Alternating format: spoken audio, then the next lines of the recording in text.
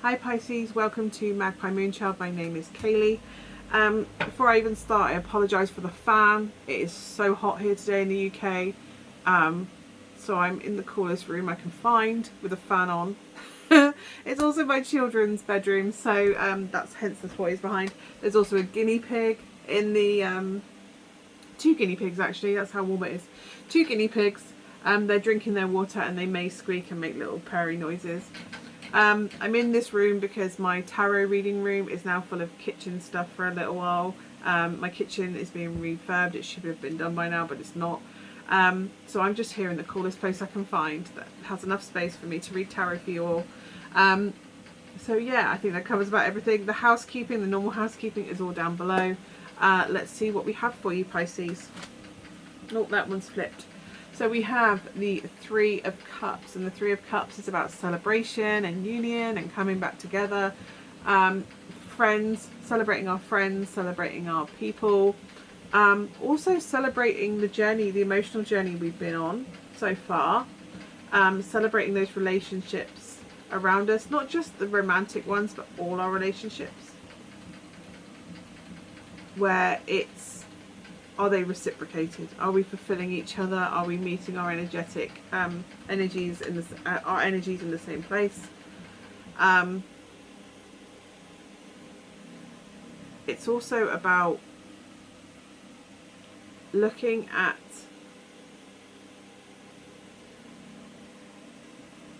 getting sisterhood. I'm getting sisterhood or that feel of sisterhood, connectiveness, having that emotional support for each other. I don't know if somebody in your circle is not okay right now. Somebody is reflecting over past trauma and requiring some form of emotional support within your friendship cycle. I think they've been a support for you before. Somebody, or maybe it's you that's struggling with support and you need to reach out to your sisterhood to get that support. But it's about looking at the emotional well-being of yourself and those around you and how you need to have energetic exchange with others. Sometimes having energetic exchange with others is a case of you've given all this energy and you need to stop giving it for a little while because you're not getting mutual back. And it's about setting boundaries of those that you have in, assessing the, having the energetic boundaries. So this is your energy, and only those that match your energy can come in to those boundaries. So it's about protecting your energy and making sure that the ones that come in, so it's about putting an energetic barrier up basically.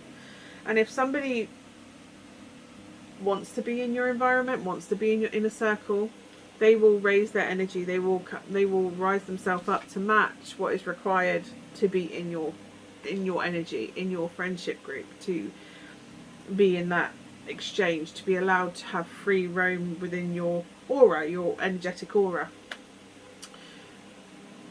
Some people will come up to that barrier and go, do you know what, I don't want to go over that wall, I'm quite happy, it was what it was, I'll leave it here and we'll part ways, and they just leave your life.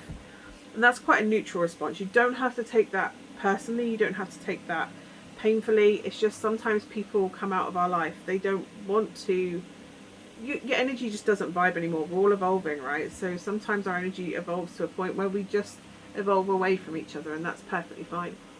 And the third thing is sometimes people come up to that boundary and prove why that boundary is necessary. They will kick off, they will make you feel guilty, they will blame you for their behaviour. This is almost narcissistic, but certainly toxic behaviour. If they are kicking off and refusing to respect the behaviours that you will tolerate to be allowed into your friendship circle or to have a relationship with you in any way, and by relationship I don't necessarily mean romantic, it's friends, it's family, it's work colleagues, it's anybody that we interconnect with on any level. You have a relationship with a checkout lady for like 5 minutes while you're having your shopping scanned. You have a relationship there for 5 minutes. That relationship came in and it left as quickly as it came in. It's still a relationship. So that's an energy exchange in that moment, right? You're meeting energies with this person, so it's about how that goes. So when somebody toxic comes in, you have to set a boundary with them, whether that is a work colleague, whether that's a boss, even speaking up to a boss going, I don't have to tolerate this is not within my contracted remit. And it's about going, no, this is what I'm willing to accept, and if not, there will be consequences. If there is a boss that is causing you aggro, go, this is not, because you won't work extra hours because they require someone to fill in the time because they're understaffed. Unfortunately, that's not your problem. That's not inside my contracted hours. I cannot meet that obligation. I have a contracted obligation that I've agreed to. That was our agreed energy exchange. Yes, I appreciate the offer of the overtime. However, I cannot meet that. You cannot be fired for refusing overtime. So if you're not prepared to do that, to go above those hours, you can just, that's not in my remit. And if they start causing issues for you because of it, there are repercussions for them. So sometimes they forget that, though. They're trying to manipulate you, to make you feel bad, to guilt trip you in order to make you do something they want. That's why boundaries are so necessary, because sometimes people don't even realise that they're emotionally manipulating you. But if they hit your boundary and they're kicking off at it, it proves that that boundary is there for a reason, because they are not respecting your energy, they are not respecting your space, and they are not respecting you. So this is about recognising what people are in the right energetic vibration, or the right place, or have the right level of respect to be in your space where you are right now.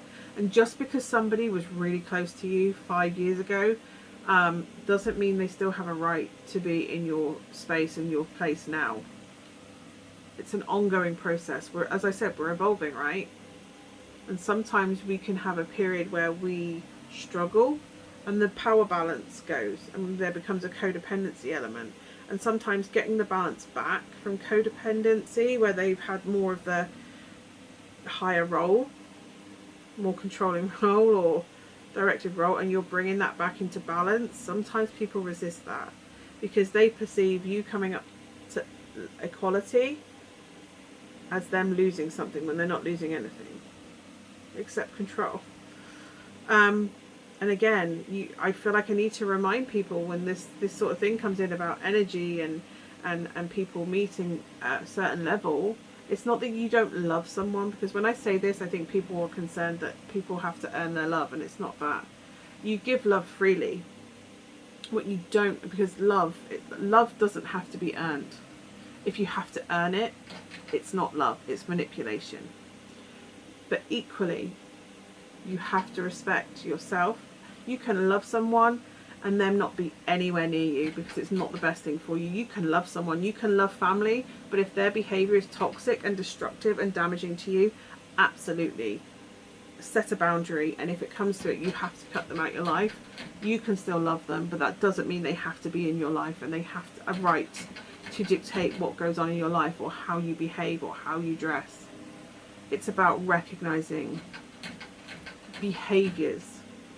You can love someone till the cows come home, but if they are not behaving in a way that is acceptable to be in your energy, they shouldn't be in your energy.